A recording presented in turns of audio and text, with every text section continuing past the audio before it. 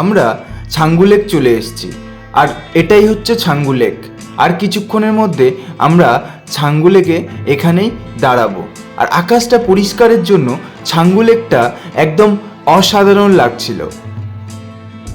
কি খুব ভালো লাগছে না ছাঙ্গু লেকে এসে? কারণ নাথুলা পাস ওখানে ছিল বরফ, আর এখানে বরফ, পাহাড় প্লাস লেক সব কিছু মিলেমিশে একটা যেন অসাধারণ অন্যরকম মায়াবী রূপ নিয়েছে এই উঁচু পাহাড়। আর আমরা এখানে চলে এসেছি। দেখো এখানে লোকজনের ভিড় একটু বেশি। এখানেও একটা মন্দির রয়েছে, আর ওখানের থেকে মানুষ এখানে টাইম স্পেন্ড করছে একটু বেশি, কারণ এখানে জায়গাটা একটু অসাধারণ ছিল। অসাধারণ বলতে সত্যি অসাধারণ, কারণ নীল আকাশ, পিছনে পাহাড়, বরফ প্লাস লেক, আর সঙ্গে এই যে ওদের ধর্মীয় যে পতাকাগুলো, এগুলো আলাদা ফ্লেভার দিচ্ছিল এই লেকটাতে। যখন আরও বেশি মানুষ এখানে টাইম স্পেন্ড করছে এই কারণে, এই যে এখানে সুন্দর ওয়েদার আর সুন্দর এই যে ব্যাকগ্রাউন্ডটা না, সবাই এনজয় করছে। আর এই যে গরুগুলো তোমাদেরকে বলেছিলাম না, পাহাড়ি এলাকায় গরু, ছাগল, কুকুর সবার বড় বড় লোম হয়। এই যে হচ্ছে গরু, এদের গায়ে বড় বড় লোম। আর এদের সঙ্গে ফটো তুলতে গেলে একটা চার্জ লাগে, প্লাস এদের পিঠে চড়ে আবার ঘোরা যায় লেকটার আশেপাশে।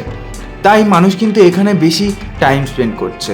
তোমরা গেলেও এখানে বেশি টাইম স্পেন্ড করবে, দেখবে ভালো লাগবে। এই জায়গাটা একটু মায়াবী, একটু আলাদা।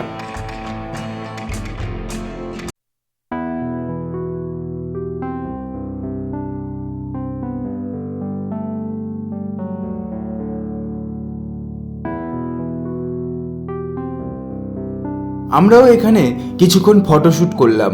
কি তোমরা দেখতে চাও আমরা কি রকম ফটোশ্যুট করেছি? চলো তোমাদেরকে দেখাই আমাদের ফটোগুলো, তাহলে বুঝতে পারবে এখানে কেমন ফটো তোলা যায়।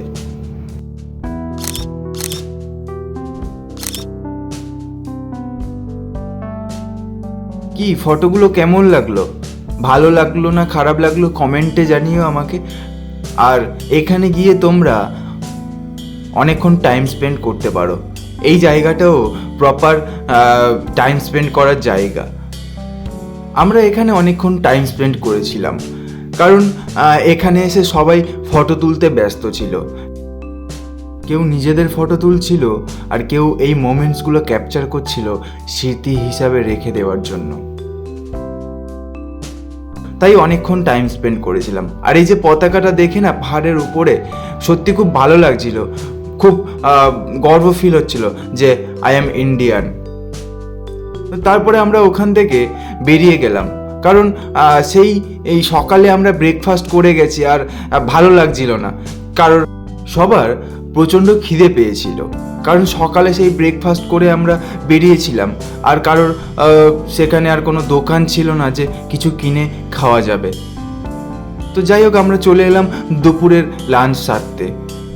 আর দেখো এই যে ভাতটা না, এত সুন্দর একটা সেন্ট, গরম গরম আলু সিদ্ধ দিয়ে শুধু খেয়ে নেওয়া যাবে।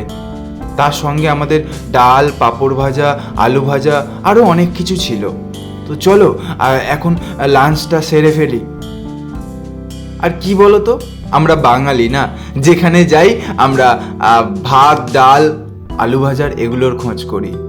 আমরা নিজেদের এলাকার মধ্যে, নিজেদের বাড়িতে থেকে আমরা ওয়েস্টার্ন খাবার খুঁজি, আর আমরা বাইরে গেলে আমরা ভাত, ডাল, আলু ভাজা এগুলোই খুঁজি। আমরা বাঙালি, এটা ভাবলে একটা হাসি পায় যে আমরা নিজেদের ঘরে ওয়েস্টার্ন খাবার খুঁজি, আর বাইরে গিয়ে ভাত, ডাল, মাংস, মাছ এগুলো চাই। তো যাই হোক, চলো খাবারটা খেয়ে নিয়ে তোমাদের সাথে পরে কথা বলছি। আর আমাদের তো এখন সাইট সিন একটা বাকি আছে, তো আমাদেরকে বেরোতে হবে।